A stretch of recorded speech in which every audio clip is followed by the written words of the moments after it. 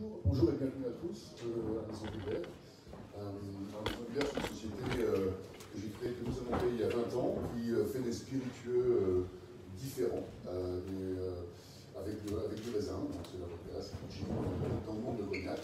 Maison Guibert, c'est aussi une société engagée, pour la créativité, pour le territoire, et nous participons à quelques événements, bien évidemment, et nous sommes de fidèles partenaires de Marie-France et Dominique, et merci beaucoup d'avoir accepté de rentrer dans cette mécanique finalement de conférence de presse ici. Ce que je vous propose peut-être, enfin sûrement, ce que je vous propose, c'est ensuite de découvrir ce qu'on fait et puis de partager ce moment de convivialité ensemble quand Marie-France et Dominique nous auront fait part de ce magnifique programme.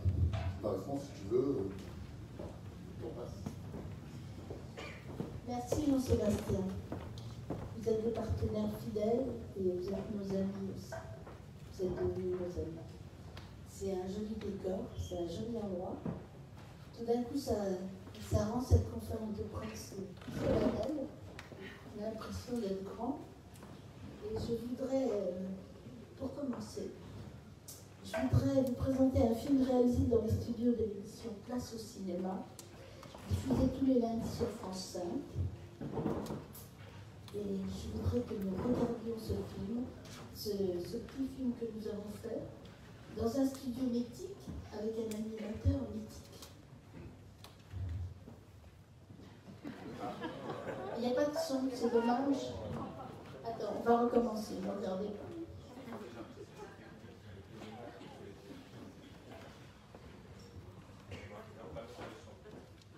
Pardon ?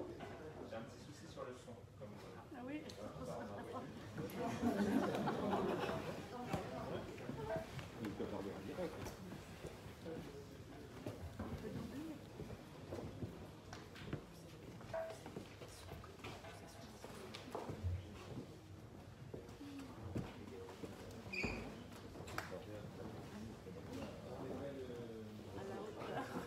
C'est dommage parce que la surprise était bonne.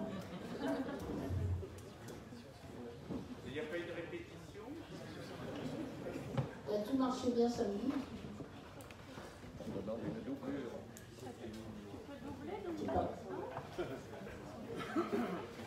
On attend à arrêter l'image parce qu'on n'est plus au temps du muet.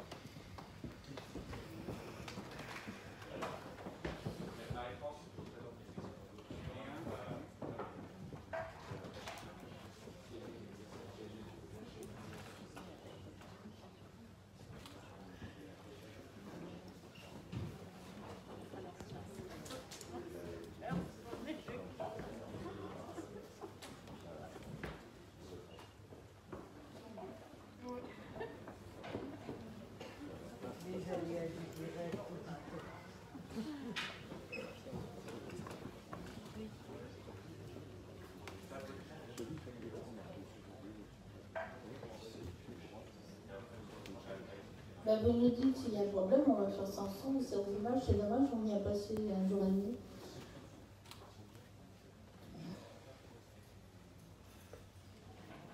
Je vais essayer de le résoudre.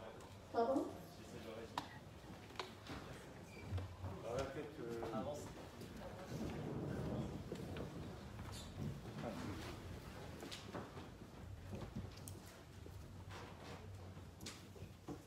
Sinon, ouais.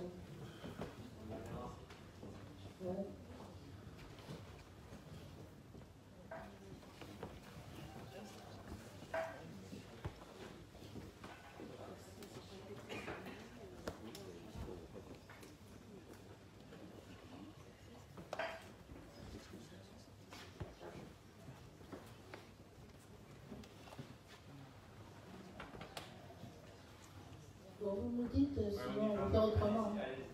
Bon. Alors on va faire avec le son ou sans le son? Sans le son, d'accord. Bon alors donc, si vous aviez vu le film, vous auriez compris pourquoi j'étais seule au début. Mais n'ayant plus le film, je n'ai aucune raison d'être seule. Dominique.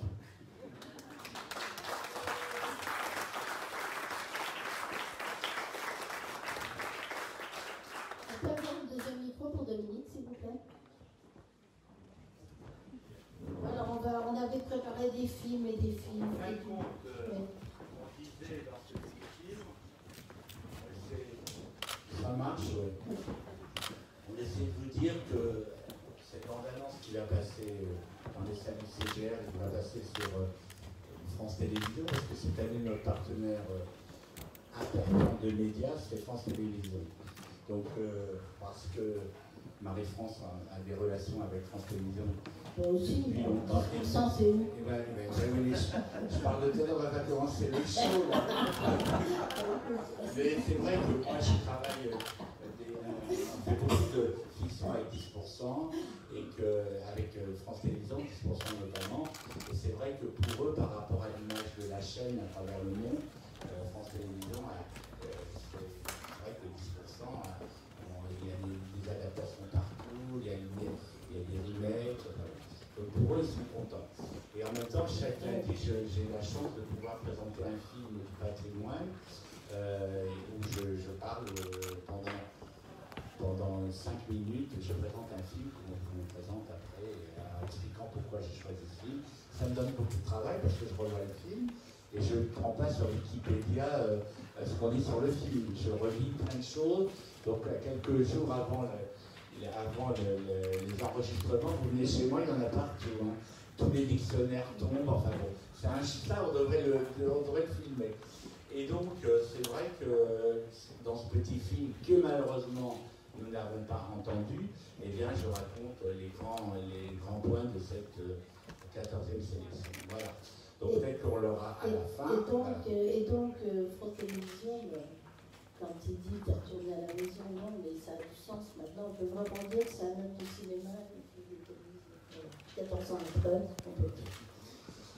Alors, donc, on a des merci à dire, Marie. Oui, alors je voudrais dire un grand merci aux collectivités locales, la région de l'Aquitaine. Elle lève le doigt pour voir qu'elle est bien présente comme à l'école. La région de l'Aquitaine, le département de la Charente, Canton-Angoulême, la ville d'Angoulême, ne nous ont jamais abandonnés, Dieu merci, parce qu'on ne sont même pas là. Donc, merci. Et merci à la région Nouvelle-Aquitaine, merci à Alain Rousset, représenté par Frédéric Wilcotte, qui est là et qui prend des photos, il a dit, c'est pour ça qu'il ne veut pas venir. Et donc avec Frédéric Wilcotte. Et pour le département, merci à Philippe Pouty. C'est la première fois que je ici, mais on s'est souvent vu à Confolens parce que j'adore ce Confolens.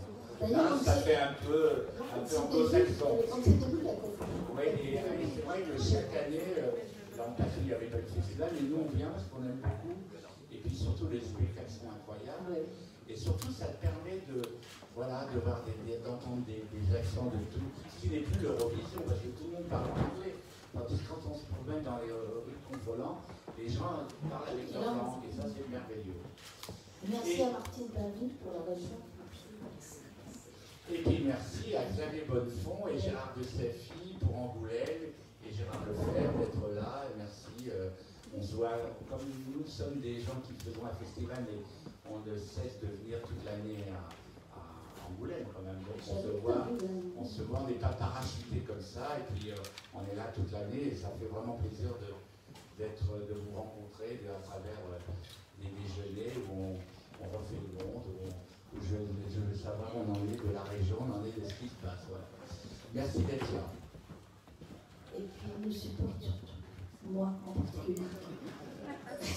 Oui, parce que Marie-France, elle a des grandes qualités, et n'oublie pas, alors je le dis derrière son dos, je vais le dire dans elle, n'oubliez pas qu'elle a inventé le hit parade.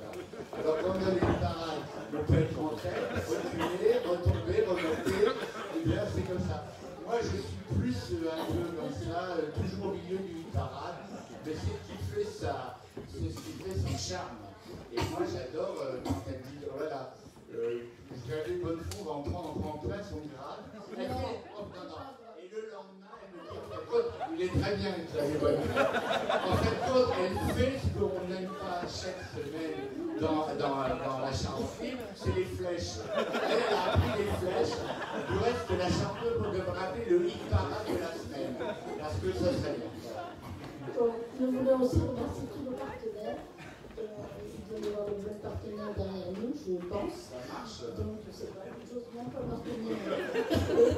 Donc, Non, il n'y a pas de non, bloc. bah, ça fait, bon, écoute, rien ne va marcher. Donc, on a une voix, on va faire de la radio. Ça, je vous dis.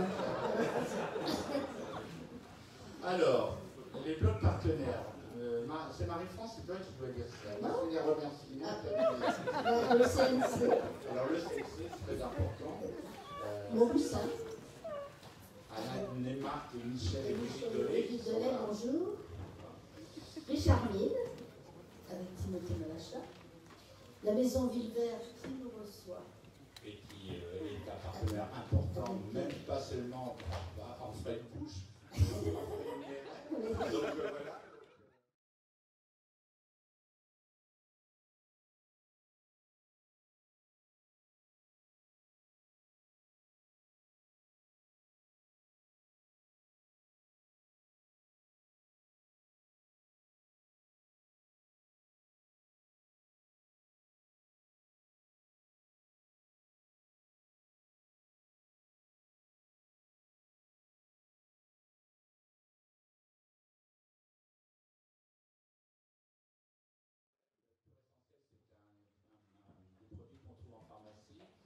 Pour soigner les bobos.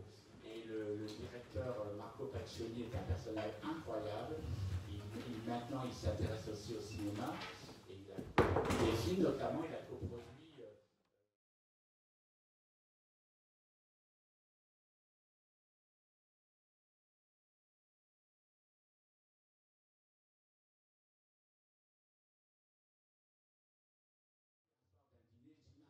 J'ai obtenu tant.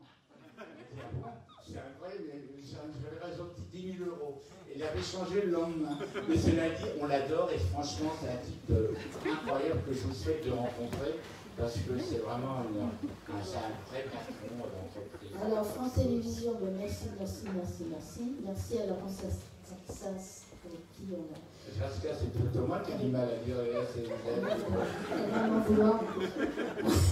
Bon, et donc, je vous signale que des filles Ernotte sera à la cérémonie de clôture pour remettre le Valois de diamant. Donc, on est très contents. Brie des Bains, je te laisse. Alors, il y a Brie des Bains, Bruno Pidel, Gérard Maria, qui connaissent très bien Xavier Bonnefond et Gérard de Safi, puisqu'ils ont été là-bas, ils ont dit à quel point les bienfaits de cette eau est bonne pour ensuite passer l'année.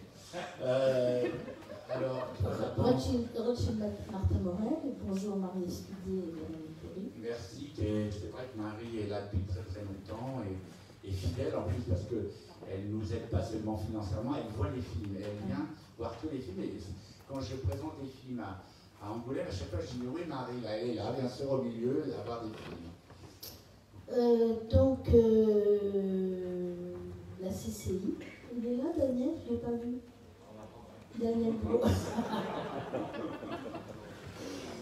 Daniel Bro qui nous suit aussi. Orange Téléphonie, et Stéphane Richard qui est un ami depuis très longtemps. Quand il nous manque un peu d'argent, on l'appelle et voilà, c'est très rare dans l'entreprise, mais il est là. On a un nouveau partenaire, LVMH, Antoine Arnaud et Jean-Charles Tréant. On les a plutôt bien connus quand on avait fait la délocalisation à New York. Et eux, ils étaient très intéressés d'aider pour New York parce que vous savez que l'industrie du luxe dans le quartier c'est important. Et ils ont continué à venir en Angoulême. Le cognac d'eau, Véronique Le Garay et Olivier Petit. Eden Park. Eden Park, Véronique Valette, ça m'a donné un costume. On est obligé, alors si j'ai une autre, s'il y a les concurrents là, c'est comment l'autre? Vous avez un magasin. Blanco. Hein? Blanco. Bianco, si je mets un Bianco, je peux vous dire que je me fais engueuler alors. Donc voilà.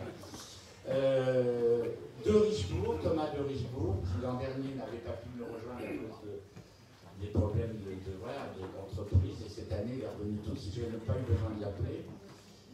La SACEM. Alors, les ciné-concerts évidemment, pour amener la SACEM, ou plutôt on a été chercher la SACEM pour faire les ciné-concerts. Donc merci à Jean-Noël Tron. Carrefour, Alexandre Bompard, Laurent Glépin, Alexandre Bompard qui autrefois était à la FNAC et que je connais depuis très longtemps aussi. À chaque fois je l'appelle dans un mouvement qui a un peu d'argent, il est là, et alors qu'on ne va pas faire forcément une projection dans les carrefours du coin, mais pourquoi pas, après tout. Hein. Et voilà. Le ministère des Affaires étrangères, donc Jean-Baptiste Lemoyne, bien sûr, qui nous suit depuis qu'il est aux affaires, finalement.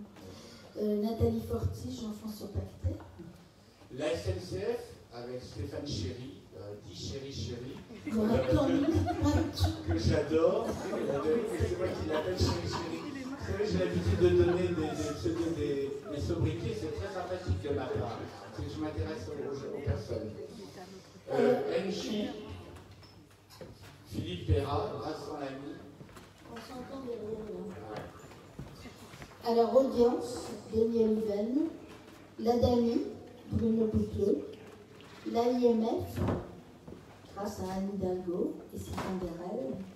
Cette année, on a un nouveau partenaire, Danone, avec Mathias Vichra, qui nous donne une petite contribution qui est sympathique. Pas seulement yaourt. Hein. Vous savez, on va avoir des yaourts, il nous a promis. Hein. Randstad, avec Karine Tempero, et on travaille très à proximité, puisque c'est Randstad Angoulême qui nous aide à recruter les chauffeurs de la flotte Renault. Ensuite, Silverwell, Jérôme Giraud, Transpalux. Avec Didier Diaz qui est là depuis le début et qui est aussi un partenaire incroyable, qui aime le cinéma, qui débrouille toujours les situations les plus compliquées et que j'aime infiniment. TV5 Monde, depuis le début, Bigot, sa fidélité légendaire, et Nelly Belaïev. Rubini, qui est un assureur, qui assure les films. Cette année, il n'a pas rigolé tous les jours avec la Covid, mais il est là, donc je le remercie. Tétinger, le champagne du festival, avec Vidal Tétinger. Et Renault, donc fidèlement, la flotte Renault, contre vents et marées, nous a accompagnés. Je voudrais remercier Frédéric Texier, Clémence Rousseau et Ludovic Chauveau. Et sans oublier nos partenaires de presse, Le Point, cette année on a Le Point, on a toujours bien sûr le film français, Première, Écran Total, Le Parisien, et même si il y a aussi la Charentine et Sud-Ouest, ils sont là quand même, ils commentent chaque jour, ils nous font des pages entières qui parlent du festival, donc on les remercie. France 3 Nouvelle-Aquitaine qui est là aussi fidèlement. Et pour la radio, donc RTL. Pour la télévision, TV5 Monde depuis toujours, et France Télévisions, qu'on ne remerciera jamais assez pour son implication cette année, et pour toujours, j'espère. Alors le jury. Donc le jury, moi j'aime toujours quand les jurys soient présidés par une femme. L'an dernier c'était 2 garçons et quel garçon. Et cette année on est revenu à la tradition que ce soit une femme. Peut-être la nostalgie d'une présidente de la République femme, j'en sais rien, ça me reste dans mon inconscient. Mais donc, on a une femme, et cette année, c'est Nicole Garcia, qui est actrice et cinéaste, et qui, et en plus, c'est quelqu'un qui adore. En plus, elle est née à Oran, donc on ne l'a pas choisie parce qu'elle était née à Oran, mais elle est quand même d'origine, elle est pied noir, donc c'est bien de l'avoir choisie comme présidente. À ses côtés, il y a Antonin Baudry, qui est metteur en scène, scénariste de bande dessinée, et c'est lui qui avait fait cette bande dessinée qui s'appelait Quai d'Orsay, et qui depuis a fait un long métrage, et qui est un grand scénariste. Leïla Kadour, journaliste et animatrice de radio, de télévision, elle est sur France 2 et sur France Inter, et surtout elle est née à la Couronne. Donc voilà, on essaye de faire des ponts. Reda Kateb, ce grand comédien, aussi d'origine algérienne. Et alors, on a innové quelque chose, on a l'impression que ça a déjà été fait ailleurs, mais pas vraiment, de prendre une costumière, une grande costumière dans un jury. Et on a choisi Catherine Leterrier, qui a eu Marie-France 2 Oscars. Oui, et 3 Césars. Et plein de Césars, et surtout, c'est aussi la costumière de la titrée de Valérie Lemercier, et comme on va présenter le film de Valérie Lemercier, voilà. Donc Catherine Leterrier, une femme exceptionnelle et qui est vraiment très importante dans le cinéma français. Et c'est vrai que quand je l'ai appelée, je lui dis ça a dû t'arriver souvent, elle me dit jamais, on m'a jamais trop demandé d'être dans un jeu. Et je pense qu'à Cannes, il n'y a eu qu'une fois, et c'était un Anglais. Alors là, Oxmo Puccino, rappeur, poétiseur franco-malien, qui a beaucoup je l'ai rencontré, j'ai fait partie d'un jury avec lui, et j'avais trouvé très brillant, et avec beaucoup de charisme. Et je pense que beaucoup de femmes sont contentes qu'il soit là. J'ai trouvé des assistants, on sent qu'il est traité mieux que tout le monde. Et Marie Ndiaye, romancière d'origine sénégalaise mais française, qui a eu le prix Goncourt. Philippe Vandeleu, auteur-réalisateur, alors pour vous, c'est le metteur en scène qui avait gagné Le Valois l'année avec La famille syrienne. Vous savez, ce film qui avait été très très marquant. Et quand même une jeune comédienne, Naomi Schmidt, qui connaît bien Angoulême, puisqu'elle a tourné la série 36-15 Monique. Et elle est aussi sur le cinéma, et elle est d'origine suisse. Et est-ce que ça marche maintenant le son ou pas? On a un problème sur le son. Ah bon, alors c'est dommage. On voit les photos. Oui, c'est dommage parce que tout le jury au grand complet avait décidé de vous dire bonjour et de vous dire leur joie d'être en vous. Voilà. Alors je vais dire leur nom, mais c'était mieux quand c'était fini. Donc, on va passer à la compétition finalement. Mais comment ça se fait que ça a marché en répétition? Parce que je comprends jamais ça. C'est la panique ou quoi? Alors, donc, on va continuer à animer. En même temps, c'est ce qui fait le charme d'Angoulême, c'est qu'on est en proximité avec le public. Alors, nous allons parler de la compétition. Tourne. Oui, mais j'ai tourné. Mais c'est toi qui parles. Ah oui, pour la première. Ah oui, c'est très ça. Non, mais j'étais en train de penser que c'était dommage que ça ne marche pas. Maintenant, j'en parle. Pour la première fois, depuis 14 ans, nous vous annonçons aujourd'hui que nous avons choisi les 10 films de la compétition. Parce que quelquefois, on a fait les dernières hésitations, il en manque 3, là, on en a 10. Alors, pour vous dire que cette année, il y a eu une sélection très compliquée, parce qu'il y a vraiment des grands films. Alors, on sait très bien que le cinéma français est fort, dans sa diversité. Quand on voit l'Europe, on est de loin devant tout le monde. On a des films de toute sensibilité avec des cinéastes, grâce aussi beaucoup aux aides. C'est là où l'exception culturelle est importante. Et avec la présence de la région Aquitaine, on sait combien on est aidé par les régions, combien on est aidé par le CNC. Et franchement, quelquefois, on ne s'en rend même pas compte par rapport aux autres pays. Mais même pour faire un festival. Nous, quand on est allé à New York, s'il n'y a pas des sponsors, les marques, ils n'ont pas un sou. Voilà. Alors les Américains donnent de l'argent pour les soirées caritatives, mais en dehors de ça, ils n'aident pas vraiment. Et nous, donc je tiens vraiment à dire que de temps en temps, la preuve, c'est qu'on voit des films incroyables, et avec plein de budgets différents. Donc voilà. Donc cette année, nous avons essayé d'être les plus, prendre une sélection la plus représentative de ce qu'on a vu et de ce qu'on a aimé. Alors, Marie-France. Boîte noire de Yann Gozlan pour la France. Avec Pierre Ninet, Lou Delage, Sébastien Poudron et André Dussolier. C'est un polar, mais un polar presque d'anticipation. C'est un film, un deuxième film, mais vraiment avec la maîtrise des grands films américains et avec le charme des films français. Donc c'est vraiment un très bon film. Le chemin du bonheur de Nicolas Stell pour le Luxembourg. C'est vrai qu'on est très attaché au Luxembourg depuis la venue du Grand-Duc et de la Grande Duchesse, qui avait vraiment joué le jeu et avec lesquels j'ai gardé des contacts. Je n'ai pas encore la Légion d'honneur luxembourgeoise, mais je vais l'avoir bientôt. Et cela dit, non mais t'as les pantoufles, t'as les charentaises avec le style. Et voilà, et franchement, peut-être c'est mon fond monarchie constitutionnelle, mais j'aime beaucoup ce couple de souverains.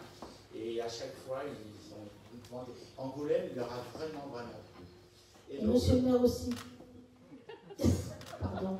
Et donc, le film est un film luxembourgeois, fait avec la Belgique Le chemin du bonheur de Nicolas Stel, qui est, il y a très peu de films entièrement luxembourgeois, mais alors c'est aussi un film qui fait penser à qui serait une rencontre entre le film de Truffaut, La Nuit américaine, et l'histoire d'un holocauste. Voilà, c'est un film absolument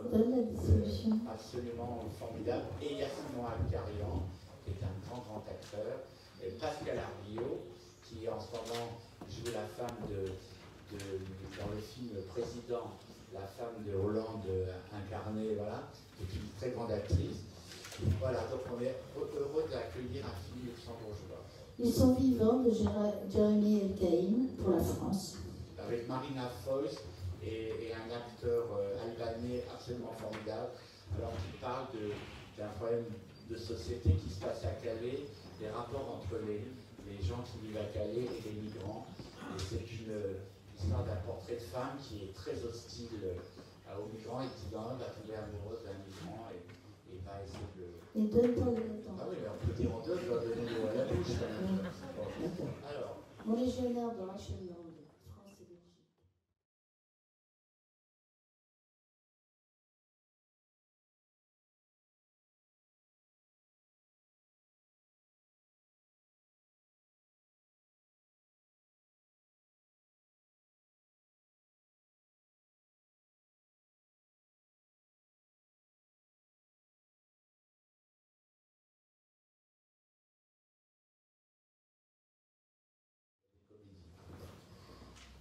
La Nuit des Rois de Philippe Lacotte, France et Côte d'Ivoire. Côte d'Ivoire, c'est aussi la Côte d'Ivoire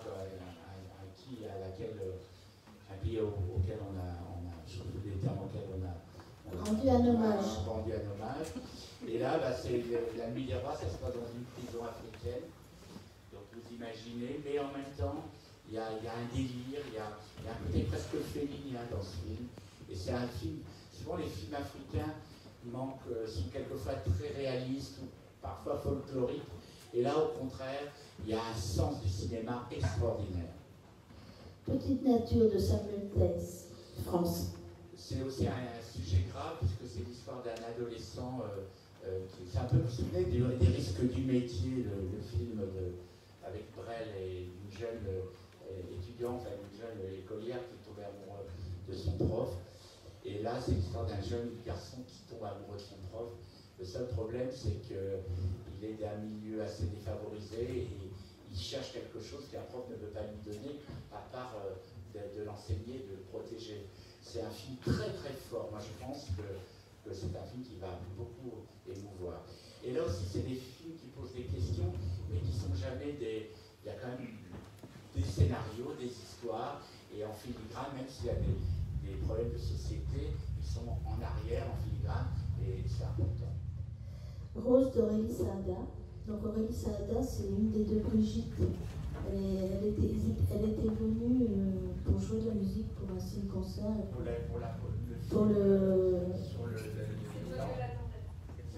C'est toi que j'attendais, oui. Donc elle a été venue sur scène. Dans Rose d'Aurélie Saada, il y a Françoise Fabian, il y a Grégory Montel, il y a Horatica, il y a Pascal Elbé. C'est l'histoire d'une famille juive qui vient de perdre le père. Et cette femme qui a été soumise, jouée par Françoise Fabian, absolument extraordinaire, à 85 ans, elle est d'une beauté, parce que c'est une copine, mais vraiment elle est incroyable. Et Françoise, tout d'un coup, elle va devenir la vieille d'Amandine, elle a absolument pas envie de respecter ce que veulent ses enfants, et elle va vivre, elle va même tomber amoureuse d'un homme de 40 ans. Donc, voilà. Mais tout ça est bien fait, ne vous inquiétez pas. Mais non, mais tous ces films-là sont absolument passionnants. Mais c'est un rôle, en tout cas, c'est incroyable parce que Françoise Fabian, pour la petite histoire, faisait la mère de Pascal Elbé dans un autre film. Alors donc c'était assez marrant d'avoir une relation amoureuse. Voilà. Une histoire d'amour et de désir de Leïla Bouzi. France est Tunisie, et puisque c'est l'histoire d'une histoire d'amour des étudiants tunisiens à Paris, et avec un film aussi avec beaucoup de sensibilité et une très bonne perception des étudiants immigrés à Paris. Une révision de Catherine Terrien pour le Québec. C'est un film québécois, là aussi, hein, l'histoire d'une jeune fille au Québec, à l'université, qui est d'origine musulmane, et qui conteste la note que lui donne son prof de faculté, en disant qu'il bafoue un peu, qui n'explique mal le Coran. Donc voilà, c'est un film aussi très fort. La vraie famille de Fabien Gorja. Donc le dernier film des 10, avec Mélanie Thierry, Lies Salem, qui est l'acteur, et Félix Moati.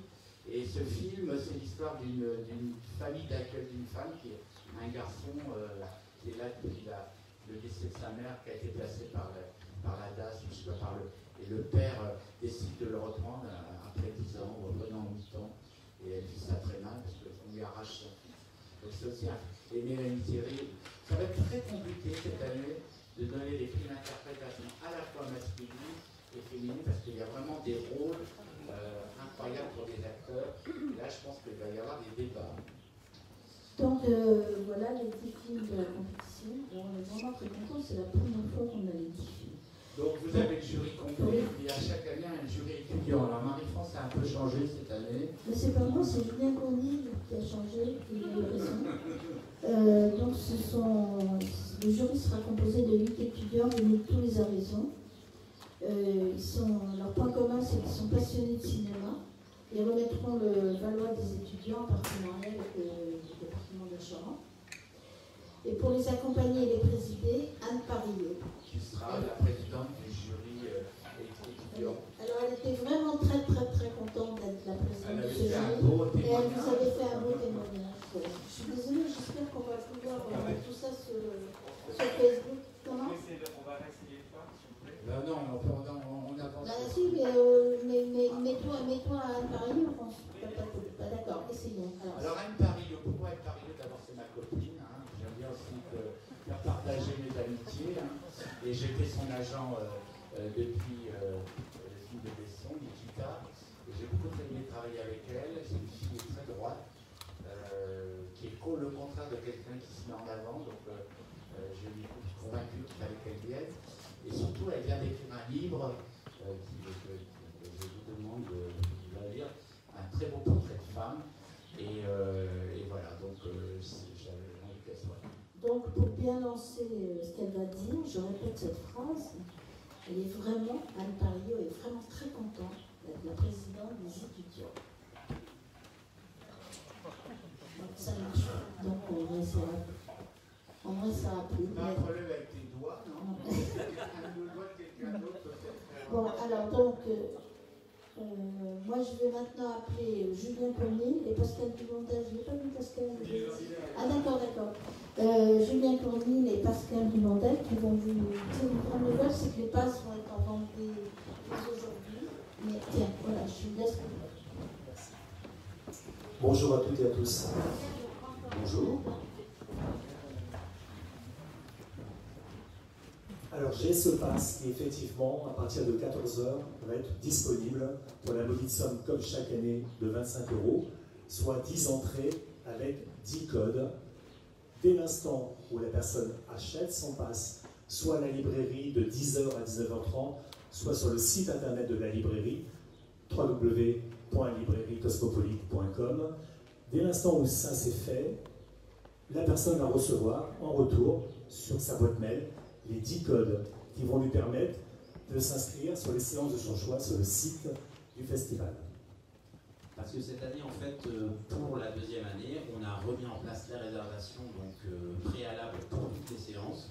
On l'avait mis en place à cause des contraintes sanitaires l'année dernière, mais comme ça a très bien marché, que ça a permis aux festivaliers de vivre un festival plus agréable sans faire d'attente, on va le maintenir, mais avec beaucoup plus de spectateurs. Et ça va nous permettre aussi de respecter les règles sanitaires, parce que cette année, on va quand même avoir le pass sanitaire sur l'intégralité du festival pour accéder à tous les lieux. Donc, il faudra être muni du pass sanitaire et de sa carte d'identité pour pouvoir rentrer à tous les lieux du festival, auxquels on aura fait une réservation préalable sur notre site internet. Voilà. C'est toutes des projections, c'est l'espace Cara également. toutes les projections, même le plein air sera réservable sur notre site internet. En fait, les projections payantes et gratuites sont toutes réservables sur notre site internet à l'avance pour qu'on sache le nombre de gens qui sont présents et qu'on puisse appliquer les consignes de la préfecture. Merci. Je rajoute que la librairie sera bien évidemment aux couleurs du festival comme depuis 14 ans, avec tous les renseignements, une telle ambassade dans le centre-ville, et également à l'espace Franquin, la librairie en fait du festival avec un choix incroyable et dingue de livres, d'affiches, de DVD et j'en passe. Voilà. Oui, c'est la surprise.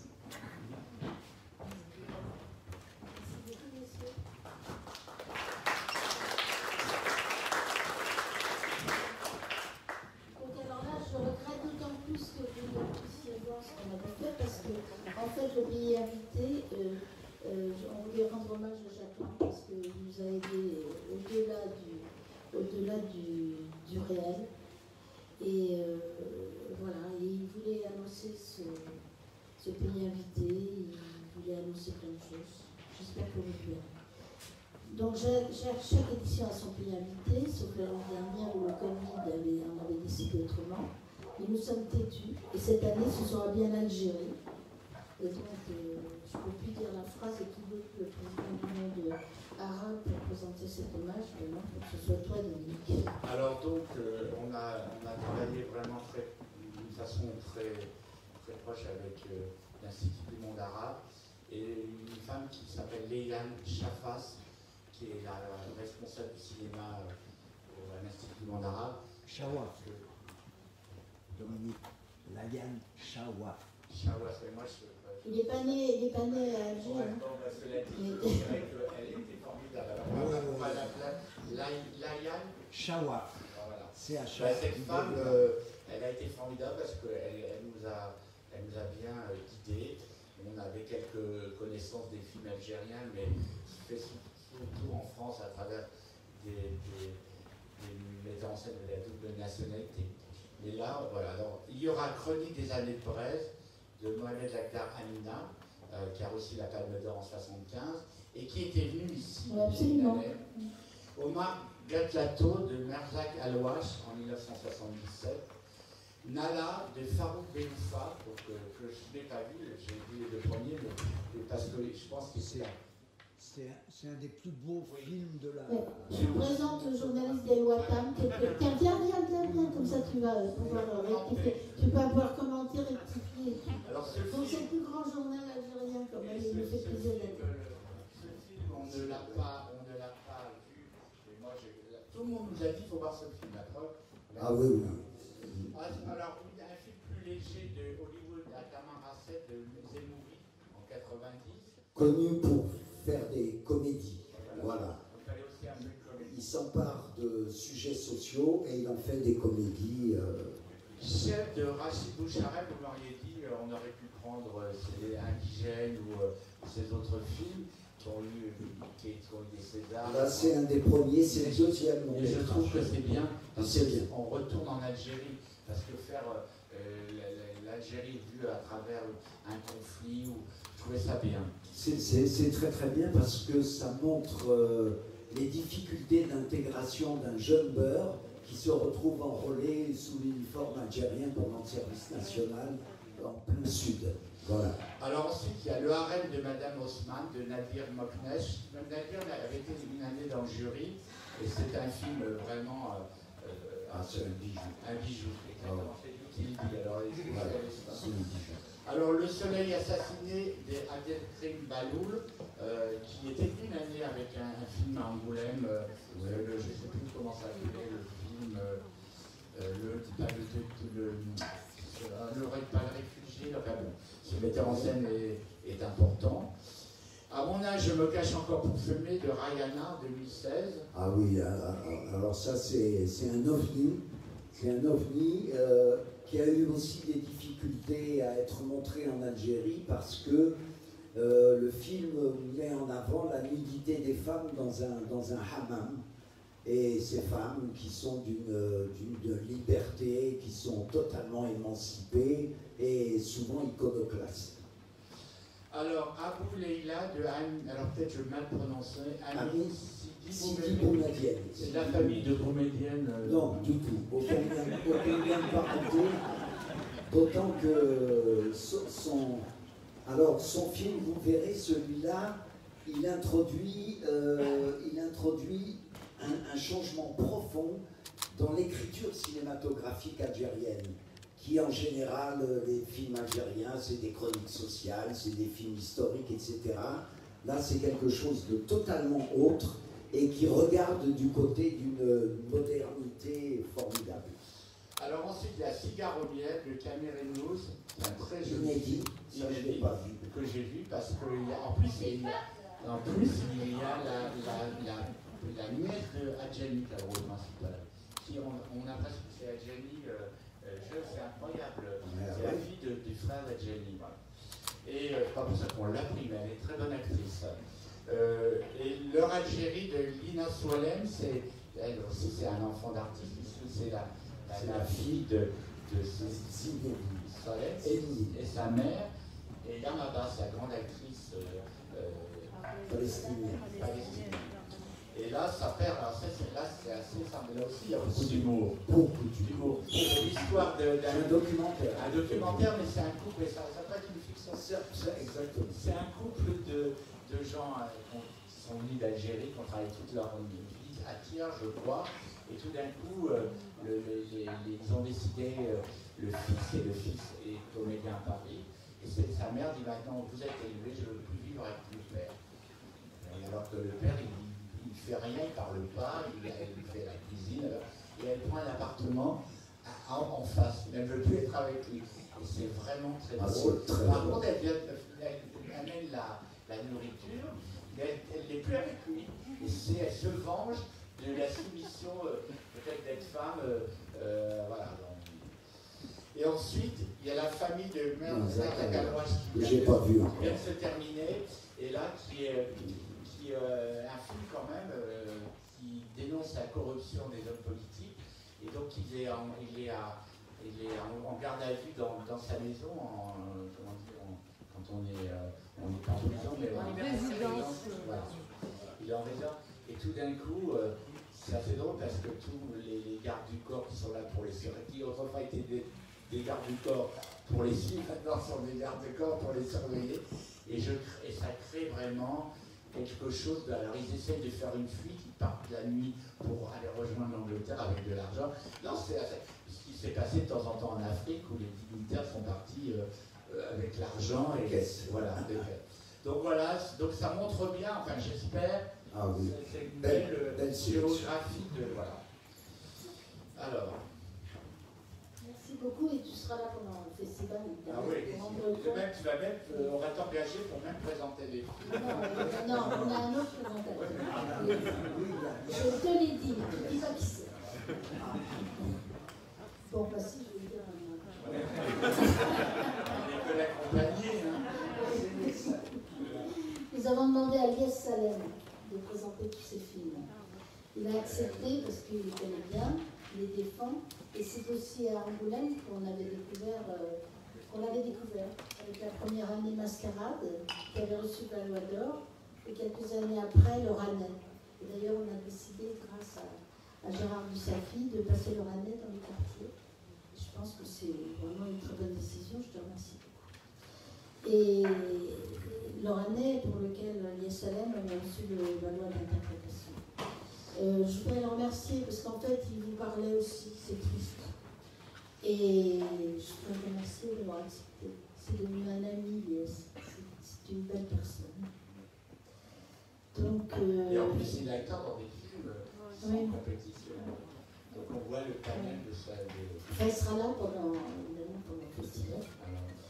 Et donc, je voudrais aussi signaler que l'association France-Algérie viendra remettre un prix au film de Nadir Moknesh, Lola Pater, à l'issue d'une projection spéciale. Voilà, et la représentante est là dans la salle. Bonjour madame. Merci, bonjour à tous. Alors, les bijoux de famille, Dominique. Comme chaque année, nous rendons hommage à un distributeur souvent indépendant et cette année, les bijoux de famille sont consacrés à Memento. Les bijoux de famille, c'est bien sûr les films. C'est pas ce que vous croyez. C'est pas ce que vous croyez. Dis donc, ce serait bizarre avec 5 films. Et donc ces 5 films font partie de l'historique de ce Memento. Et donc, c'est un distributeur indépendant. Chaque année, on a des distributeurs indépendants qui viennent. On est très très protégé par les distributeurs et très aidé par les distributeurs, puisque chaque année, on remet le prix de meilleur producteur francophone par un collège de distributeurs.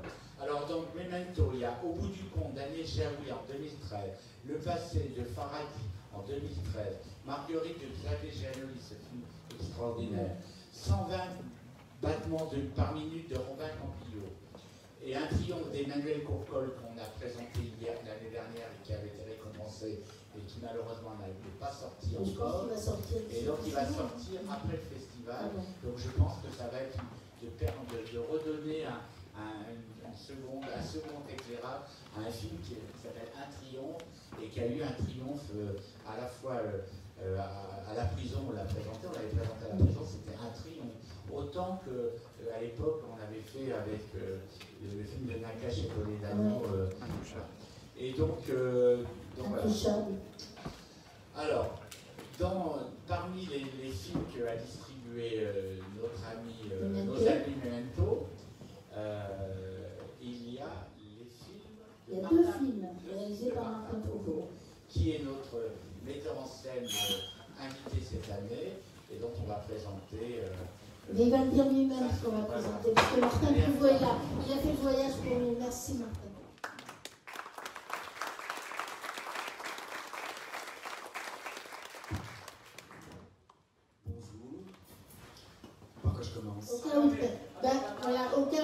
Au cas où tu ne les saurais pas, tes films, ils sont là. Ah oui. Non, je voulais dire que... Nous, on est très contents d'avoir Martin. Je suis très heureux d'être là, on se connaît depuis longtemps. C'est pas la peine de le dire, Martin. Un petit peu, quelques années, je dirais. Et pour moi, me retrouver ici, 12 ans. J'étais venu pour présenter Séraphine il y a 12 ans. Et Séraphine a été vraiment pour moi un changement radical, et dans mon existence, et dans comment dire, la possibilité de faire des films. Et je me souviens de cette cérémonie où j'étais allé chercher le prix pour Delon Moreau, qui avait eu le prix d'interprétation.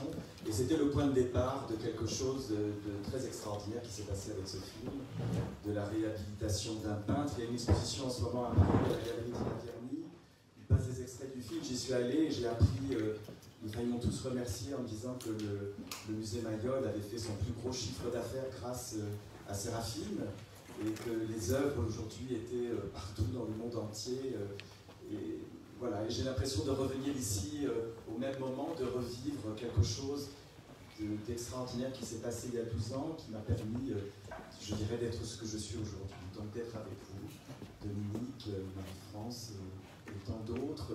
Ça me fait chaud au cœur et ça me donne confiance pour la suite et pour, j'espère, les 12 années à venir. Et j'espère que j'aurai encore d'autres beaux films à faire. Quels sont tes autres films que tu vas présenter? Alors, après Séraphine, j'ai un film que j'aime beaucoup qui s'appelle Où va la nuit, qui est assez méconnu, qui est inspiré d'un livre d'un auteur irlandais qui s'appelle Keith Ridgway, qui avait eu le prix Femina, qui s'appelle Mauvaise pente. Et j'ai appelé le film Où va la nuit parce que je l'ai transposé en Belgique. Et c'était un rôle, quand on me l'a proposé, c'est la productrice Julie Salvador qui me l'avait proposé, un rôle absolument extraordinaire pour Yolande. Et j'avais déjà le projet de Violette Leduc en tête, et j'ai fait un petit écart avec les producteurs de l'époque pour faire ce film Où va la nuit. Vous verrez qu'il est un film, je trouve, très intéressant, filmé avec Agnès Godard comme chef opérateur. C'est un film très précis, très particulier, assez sombre, et qui traite surtout d'un sujet grave, c'est la violence faite aux femmes. À l'époque, personne ne l'a soutenu vraiment, et je pense que c'est un film qui est complètement d'actualité aujourd'hui, qui va évidemment vous parler. Après, donc, il y a Violette, et Violette, pour moi, était... Je sais pas. Non, Violette, je suis jamais revenu en Angoulême depuis Séraphine, en tout cas. Après, il y a Violette, et Violette est pour moi le second volet de Séraphine. C'est un diptyque en fait, et quand on voit les films l'un après l'autre, il y a énormément de concordance, même visuelle, entre les films. Et c'est un film que j'ai adoré faire, parce que je me suis merveilleusement entendu avec Emmanuel DeVos. On se disait c'est incroyable, quelquefois, non pas que je ne m'entende pas avec Yolande ou les autres, mais c'était avec Emmanuel particulièrement fort. Et c'est un rôle difficile pour elle, parce que Violette Leduc était une emmerdeuse, et une femme géniale, toujours en train de se plaindre, qui a laissé une œuvre exceptionnelle, une œuvre qui ne vivrait pas aujourd'hui sans Simone de Beauvoir.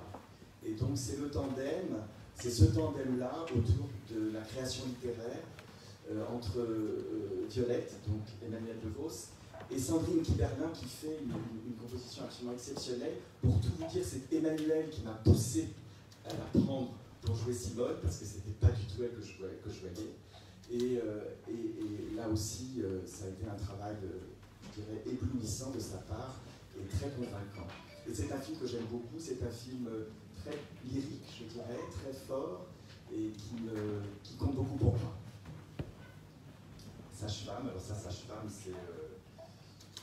comment je pourrais le présenter? J'ai été sauvé par une sage-femme à ma naissance, c'est-à-dire que mon sang était empoisonné, et mon père a connu tous les hôpitaux de la ville où je suis né pour chercher du sang, et puis il n'en a pas trouvé. Quand il est revenu, j'étais sans doute moribond, mais on s'est rendu compte que la sage-femme qui m'avait mis au monde avait le même résus que moi, et on a fait l'exanguino-transfusion. C'est une histoire qu'on m'avait racontée quand j'étais petit.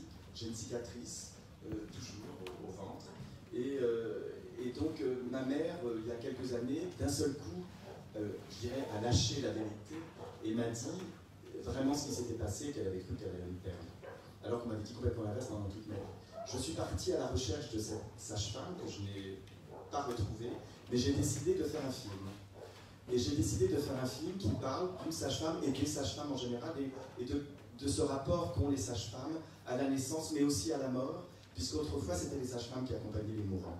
C'est ça la jeunesse de sage-femme. Et ce qui est bouleversant pour moi dans cette histoire, c'est qu'à la fin de ce film, quand le montage a été terminé, il se trouve que je me suis marié et j'ai demandé un acte de naissance à la mairie de la ville, à Brest, où j'étais né. Et j'ai vu arriver non pas l'extrait de naissance, qui est le petit bout de papier étroit, écrit à la main, mais l'acte entier. Et en bas de l'acte, il y avait marqué « Déclaré à la mairie de Brest, le 13 mai à 11h15 du matin par Yvonne André, sage-femme. » Et j'ai eu son nom et j'ai pu lui dédier le film. Et sa famille m'a écrit après. Alors, ça a été une histoire éblouissante et à nouveau une résurrection et je dirais la mise en perspective d'une histoire traumatique qui m'était arrivée, mais avec laquelle j'ai pu faire quelque chose et du coup dont je me suis séparé. Et puis il y a mon dernier film, La Bonne Épouse. J'avais d'autres films en cours plus difficiles, plus sombres, et c'était difficile de trouver des financements pour ces films-là. Et je suis parti voir une amie, Micheline, dans Cotentin, qui était en vacances. Et j'avais loué un petit truc chez une vieille dame qui m'a raconté sa vie, qui m'a raconté comment, à l'âge de 15 ans, elle avait décidé de ne pas faire des études alors qu'elle venait d'un milieu assez bourgeois pour faire une école ménagère, pour ne pas être séparée de ses copines. Et le terme d'école ménagère, ça a fait tilt dans ma tête. Je me suis dit, oula, il y a quelque chose. Et je suis allé sur Internet. Je vous conseille d'y aller, d'aller sur le site de l'INA. Et vous avez des petits films qui sont, je dirais, le démarrage de cette histoire. Sur les écoles ménagères dans les années 50 et 60, c'est absolument extraordinaire. C'est tragique et absolument drôlissime. Et ça a été le point de départ de cette aventure qui a été aussi extraordinaire et presque miraculeux, puisqu'on a été le film miraculeux du Covid. Voilà. Merci Martin. En fait, tout ce qu'il a raconté, vous avez très très bien fait à voir et revoir ces films.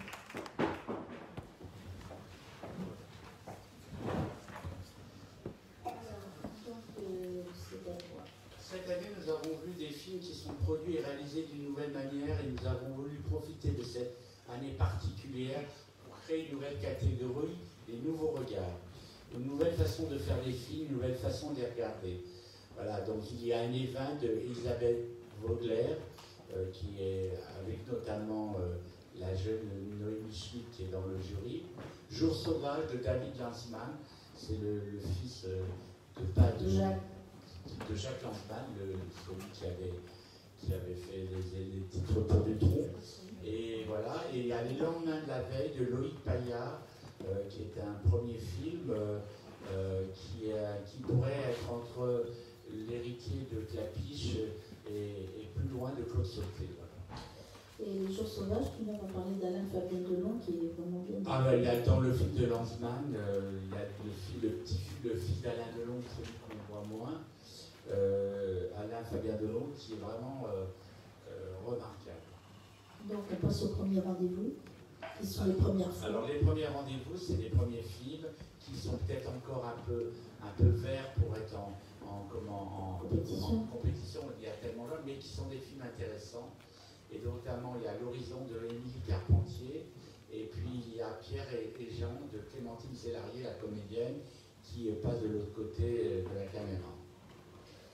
Ensuite, alors, les ciné-concerts. Donc voilà, je vais en parler. Cette année, il y aura 3 ciné-concerts qui auront lieu au Théâtre d'Angoulême. Nous en sommes très contents, évidemment. Merci à Sonia Kichicha qui nous a permis de les accueillir. Donc il y a Haut et Fort de Damil Ayouch. Et c'est drôle parce qu'il y a 2 ans, quand il était là, Nabil, il avait eu l'idée de faire un film sur le street dance. Parce qu'on avait amené Sydney, je ne sais pas si vous vous souvenez, qui était la disc jockey. Et il avait trouvé ça formidable. Et je pense que l'idée est née à Angoulême. Donc c'était normal que le film, enfin il n'est pas tout à fait fini, on n'a pas encore vu, on va le voir avec Nabil, justement on revient à Paris pour voir certains films, on va le revoir et évidemment c'est un film musical, donc on va voir ce qu'on peut faire. Alors par contre, les 2 autres, c'est déjà tout organisé, il y a Si on chantait de Fabrice Marocain, avec Jérémy Lopez, Clovis Cornillac, Alice Paul et Artus, et donc tous les comédiens vont chanter, ils chantent dans le film, et ils vont chanter. Alors là, je me retrouve confrontée au trac des acteurs-chanteurs. Enfin, des acteurs qui ne chantent pas, mais que je fais chanter. Et donc, ils m'ont demandé un coach pour répéter. Mais enfin, bon, je pense que ça va être formidable, parce que le film est formidable, et il y aura l'après-film qui est le concert. Et il y aura Tralala aussi, de Arnaud et Jean-Marie Larieux, les frères Larieux, avec Mathieu Amalric, Josiane Balasco, Mélanie Thierry, Maïwen et Bertrand Belin. Et donc, pareil, et puis il y a Jeanne Charal aussi qui chante une chanson dans Tralala.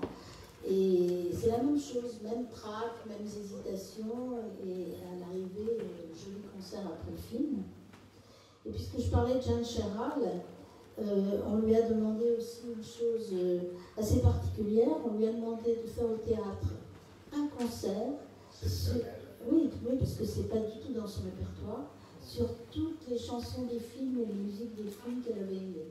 Donc elle va expliquer pourquoi elle a choisi de les chanter. Donc c'est une toute première fois. Et elle a beau eu de me dire que c'était Thierry Frémaux qui à Lyon lui avait demandé une fois il y avait un hommage à Coppola et il lui avait demandé de faire une chanson, la chanson du parrain. Et donc elle l'avait fait à titre exceptionnel. Évidemment, on a sauté sur l'occasion en disant qu'il faut en faire un concert, etc. Et donc, à la fin du concert, j'ai juré au principal protagoniste de ne pas révéler son nom, ou de le révéler qu'après Cannes, je vous donne un indice, il y aura un duo à la fin du concert avec ce personnage. Alors, l'année dernière, c'est que Julie Gaillet avait si bien mené la conversation musicale avec Benjamin Biolay et Clara Luciani. Donc on lui a demandé de faire la même chose et elle a accepté avec Valérie Le Mercier. Donc Valérie Le Mercier ne va pas obligatoirement chanter les chansons de son film parce que c'est toute une histoire, etc. Mais elle chantera les chansons qu'elle aime et on lui réserve aussi à la fin une très très belle surprise, une petite surprise, je ne peux pas vous en parler. Donc venez nombreux assister à cette classe de lettres qui aura lieu le samedi, je crois, à 15h. Et je voulais dire que Julie Gaillet, elle a réussi une première édition d'un festival à Rochefort, qui était justement un festival de mariage entre la musique et le cinéma, mais aussi entre les nouvelles technologies de l'image et de la musique, qu'elle traite aussi des films vidéo, des jeux vidéo, etc. Et c'était un festival très réussi et je pense qu'on a beaucoup plus de temps. Alors, il y a les flamboyants. On aime beaucoup la sélection des flamboyants. Ce sont souvent des cinéastes importants qui ont une œuvre. Et c'est un cinéma rare, précieux et éblouissant. Cette année, pour le moment, elle est complète la sélection. Oui. Parce qu'on voit encore quelques films pour les avant-premières, mais là, c'est 7 musiques de jour pour personne de Samuel Benchitri, avec François Damiens, Joe Star, Vanessa Paradis et Ramsey Bedia. Cher Léa de Jérôme Bonnel, c'est un titre provisoire, avec Grégory Montel, Grégory Gadebois. Grégory Gadebois, il est dans un nombre de films incroyables, parce que pour moi, c'est celui qui fait Hollande dans Président. Je pense que c'est un acteur qui est en train de prendre une place très considérable et incontournable. Et L'homme de la cave de Philippe Leguet, avec François Cluzet, Bérénice Bejo, Jérémy Régnier, qui est un film très insolite, ça commence comme un film à la Hitchcock et ça devient un film où un révisionniste s'attaque à une famille juive. C'est un très très beau film. Les Intranquilles de Joachim Lafosse, avec Damien Bonnard, Leila Bekti, et là c'est l'histoire d'un garçon qui est un petit peu, on appelle bipolaire, et le quotidien donc en même temps on rit quelquefois, et surtout c'est très poignant. Voilà, ensuite.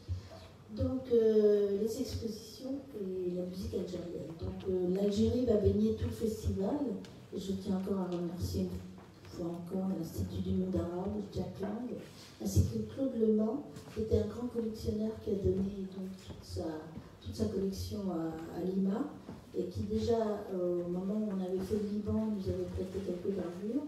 Mais là, ça va vraiment être son œuvre entière, enfin, les meilleurs tableaux de sa collection qui vont se répartir partout, c'est-à-dire à l'espace Franquin, évidemment au musée de la BD, et pour la première fois, au musée d'Angoulême. Donc voilà, j'appelle la directrice du musée d'Angoulême qui va vous expliquer l'aventure. Et encore une fois, Jacques Lang devait vous en parler. Enfin, bonjour à tous. Oui, alors on a travaillé étroitement avec Claude Lemans ces dernières semaines pour monter une exposition focus sur un grand artiste algérien qui s'appelle Abdallah Benanteur, avec une sélection représentative de toute la carrière de l'artiste qui va être disséminée dans tout le musée, du hall d'accueil jusqu'au plateau Beaux-Arts, et avec un focus particulier sur les années 80. Sa création, c'est vraiment des années charnières, de très grandes toiles, baignées de lumière. C'est une peinture extrêmement forte visuellement et grand format. Donc l'idée, c'est vraiment de faire une sélection un peu choc visuellement, qui sera complétée par une sélection représentative aussi de son œuvre dessinée, gravée, ses aquarelles. Donc on est en finalisation de la sélection des œuvres avec Claude. Nous allons chercher dans très peu de temps, la semaine prochaine en fait.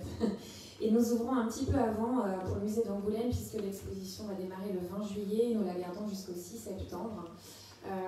Et donc on fera un vernissage commun au moment du festival, mais c'est vrai que nous allons légèrement anticiper et annoncer finalement la programmation du FFA au musée d'Angoulême. Donc un grand plaisir pour nous, parce qu'on n'a pas eu l'occasion d'accueillir d'artistes contemporains du Maghreb, même si le Maghreb va être beaucoup à l'honneur ces prochains mois, voire prochaines années au musée d'Angoulême. Donc on est ravis de ce partenariat. Un grand merci à vous et à l'Institut du monde arabe aussi pour cette belle opportunité.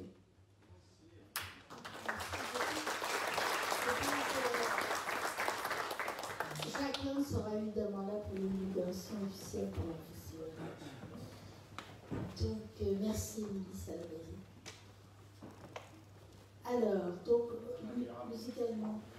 musicalement parlant, pour la cérémonie de clôture, on a fait appel à un musicien formidable qui s'appelle Rachid Taha, qui vient de sortir un album chez Booba qui est absolument merveilleux. Et je lui ai demandé de faire un hommage à Warda. Donc Warda sera... Elle a délégué une chanteuse dont je ne peux pas vous dire le nom, mais très connue pour chanter une de ses chansons. Un hommage à Rachida, qui nous a quittés. Un hommage aux musiques arabo-andalouses et un hommage aux musiques électroniques arabes actuelles. Donc il y aura 4 moments musicaux à la cérémonie de clôture et ça va être vraiment nickel. C'est Vardas en photo. Ouais, c'est Warda en concert. Et Rachid était avant, non? Non. Rachid était avant, il y en avait une photo. Donc voilà, les avant-premières. Alors les avant-premières, vous savez qu'Angoulême, c'est la compétition, c'est quelquefois un peu drastique parce qu'il faut qu'il y ait vraiment une belle façon de présenter le cinéma et dans tout son talent. Mais on a souvent, et ça marche très bien, les avant-premières. Les avant-premières qui vont être souvent des films qu'on va voir dans la mouvance. Et souvent, c'est peut-être plus des comédies, des films un peu plus légers, un peu plus mainstream. Alors voilà quelques. Alors déjà, le film d'ouverture, et ça vraiment, je tiens à remercier Jérôme Sédou, le patron de Tate, qui nous a donné en avant-première mondiale le film Eiffel de Martin Bourboulon, qui parle de comment s'est fait la tour Eiffel et l'histoire de cette Eiffel qui a subi beaucoup d'embûches. Pouvoir faire ce faut dire, mettez-vous à l'époque dans les Parisiens voir ce taux s'élever. Je pense que maintenant, pour moins de choses, il y a des grèves, il y a des polémiques, mais là, à l'époque, ça a été. Et on voit le combat de cet homme qui est persuadé que c'est important, et surtout, il est aidé par une femme qui est là, en lui. Donc, c'est à la fois une histoire d'amour, mais pas gnangnan l'histoire d'amour. Hein. C'est vraiment une belle histoire, et surtout, souvent une femme est derrière un homme puissant, et bien ça parle aussi de ça, et surtout la façon. Le film est très très fort d'un point de vue visuel. Voilà, c'est un grand film populaire, et qui, je pense, va faire le tour du monde. Donc on l'a en avant-première mondiale. Et en film de clôture, on a Eugénie Grandet de Marc Duguin, Eugénie Grandet donc de Balzac. Balzac est toujours un peu dans les environs. Et là, c'est l'histoire d'Eugénie Grandet, c'est cette fille qui a consacré, qui est devenue frustrée, consacré sa vie dans l'ombre de son père, qui est le plus grand avare qui existe. Et en même temps, ce qui est bien dans l'adaptation, je trouve que la position de la femme est très bien parce qu'elle a une forme de liberté, elle va vers une forme de liberté à la fin qui n'est pas dans le roman. Alors, les autres avant-premières. Donc, il y a l'Albatros de Xavier Beauvois. Xavier Beauvois qui était venu avec Des hommes et des dieux. Voilà, Jérémie avec Jérémie René, Marie-Julie Maillet, qui est un très beau film qui parle de la police de proximité. Après avoir vu ce film, on aura peut-être c'est la gendarmerie, pardon. Auront peut-être une autre image parce que c'est dans une petite ville à côté d'Étretat, on s'aperçoit que c'est quand même presque un boulot d'assistante sociale. Et je trouve que ce film n'est pas du tout, comment dire, caricatural. Il est là avec ses diversités, vraiment c'est un superbe film. Ah, alors, Aline de Valérie Lemercier, Marie-France. Oui, mais j'ai dit que donc il y aurait samedi cette classe de notes musicales avec elle et Julie. Donc Aline, on en a beaucoup parlé, personne n'a vraiment vu le film, la pauvre, sa sortie a été repoussée un nombre de fois, et là, parce qu'on a annoncé des dates, et donc elle va revenir en force à Angoulême, et ensuite le film va sortir quelques semaines après, et c'est un film vraiment réussi, moi j'ai adoré. Alors, est-ce que c'est Céline ou pas Céline? Vous verrez, il y a beaucoup de Valérie Lemercier dans le personnage d'Aline, et aussi 50% de Céline Dion, 50% de Valérie Lemercier. T'es d'accord? Alors, il y a Amand. Là aussi, on est dans les plus proches du Hitchcock d'un film noir à la française de Becker. Voilà, c'est vraiment un film avec. On est en haleine et vraiment c'est un genre que Nicole n'avait pas encore fait jusqu'à maintenant. Alors ensuite, moi c'est un peu mon coup de cœur, c'est CE2 de Jacques Doyon. Jacques Doyon, on sait que c'est le metteur en scène de l'enfance, entre Le Petit Criminel, entre La Drôlesse, Poney. Et là, il était venu il y a quelques années, il y a 2 ans ou 3 ans, on avait présenté des films de l'enfance, ça avait eu énormément de succès. Et là, il a fait un film qui se passe dans une cour de récréation de CE2, l'histoire du harcèlement d'un gamin un peu laissé pour compte avec des parents un peu compliqués socialement, et qui harcèle une petite fille un peu de la bourgeoisie, une gamine qui a un peu la connaissance, qui est brillante. Tout ça se passe dans la cour de récréation, et c'est un peu violent. Et cette gamine, elle est très forte, elle va se défendre par elle-même en lui amenant la culture et les sentiments. Et ce film, je veux vous dire, c'est Nous n'irons pas ensemble dans une cour de récréation, et tout d'un coup, elle le transforme. Et franchement, le film, c'est vraiment c'est très fort. On a parlé de l'enfance et parlé des adultes à travers les enfants, c'est assez formidable. Alors, chaque année, on fait, sauf l'an passé, puisque c'est pas possible d'aller au palais de justice, on fait un grand débat de société dans le cadre du palais de justice. Et maintenant, la personne avec laquelle je fais ça maintenant, avec qui je discute, c'est Lionel Béthune de Moreau, qui est avocat, que vous connaissez tous, et on va organiser donc un débat le lendemain de l'ouverture, un débat avec la présence de Florence Aubenas. Enfin, Valérie Le Mercier avec Aline sera aussi en réservation pour le samedi soir. Voilà. Dès aujourd'hui sur le site internet, donc dès qu'on a acheté son pass, on rentre ses codes et on peut réserver ses séances pour le festival. Voilà, merci. Je pense qu'au fur et à mesure des réservations, on vous dira sur nos réseaux sociaux, dans la presse, vous saurez. Et bien sûr, on ne peut pas faire un festival sans passer par Cara. Et donc, cette année, c'est un peu compliqué de trouver. On a travaillé, on ne cache rien, le film des Lachaud, mais il n'est pas prêt, et puis les gens paniquent un peu. C'est-à-dire qu'ils passer un film à Cara, il faut qu'ils sortent dans la mouvance. Ils n'ont pas de date de sortie. Donc, on a choisi un film qu'on aime bien, qu'on aime beaucoup, un film familial, où l'histoire du problème des loups dans les Pyrénées, et l'histoire d'une petite fille qui tombe amoureuse d'un loup. Et elle croit que c'est un petit chien, un berger allemand, et en fin de compte c'est un loup. Donc, et c'est un très beau film familial, et il y a des paysages splendides. Et mais là c'est pas dans les Pyrénées, hein, c'est dans le comment ça s'appelle les Alpes, donc voilà, en tout cas c'est un film vraiment pour la famille. Et moi je veux dire, le loup, quand on a envie de le caresser au début, hein, franchement. Non mais c'est un film formidable, c'est faut-il les aimer ou les tuer, c'est ça.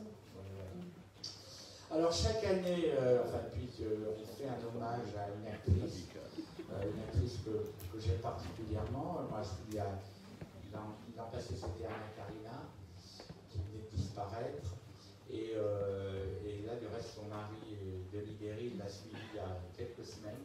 C'était quand même une très grande histoire d'amour. Il a attendu 1 an pour la revoir. Il était là l'année dernière. Il était venu présenter le film Anna d'Anna Karina, la bande originale, qui est la bande préférée de Monsieur Monsieur Soula, sa bande-annonce préférée. Il m'a dit d'écouter Anna en boucle. C'est très sympa, avec c'est très bien. Alors cette année, il y a une comédienne dont j'étais l'agent, que j'aimais beaucoup, et qui s'appelle Caroline Sellier, qui a une agonie très longue, et qui a été une grande vedette de théâtre surtout, mais qui a quand même fait beaucoup de films, notamment Le Zèbre. Elle était la compagne de Jean Poiret.